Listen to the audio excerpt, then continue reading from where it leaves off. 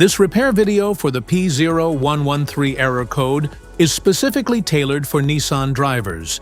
If your Nissan is showing up P0113 code, this is for you. This means the vehicle's computer has detected that the IAT sensor is sending a voltage signal that is too high. Under this circumstance, stop driving and repair your vehicle immediately. So, what causes this imbalance?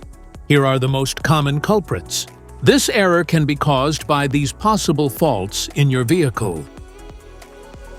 Faulty IAT sensor. Dirty or clogged air filter. Air leaks.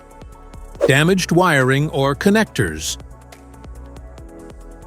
Here is a simple DIY method you can try to solve this problem. The IAT sensor. The IAT sensor could be on the throttle body attached right to the intake manifold first. Carefully remove the IAT sensor from the vehicle, visually inspect the sensor to make sure it hasn't been contaminated by a leak from another engine component. Use a multimeter to proceed a test on the IAT sensor in order to get a correct reading. Check your owner's manual to see the specific IAT sensor resistance range for your vehicle. If you do not get a reading, this indicates that the IAT sensor is faulty and needs to be replaced. The air filter. Find the air filter housing. It's usually a black plastic box. Open the cover to see the air filter inside. Take out the old filter and remember how it was placed. Clean out any dirt or debris inside.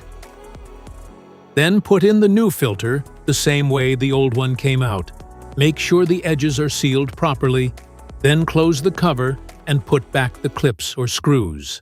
This error code occurs in any OBD2-equipped vehicles, especially in those manufactured in 1996. It is commonly found in vehicles like Acura, Nissan, Ford, Volkswagen, Dodge, Honda, Toyota, and Chevrolet. If you like this video, don't forget to subscribe to our channel. Thanks for watching.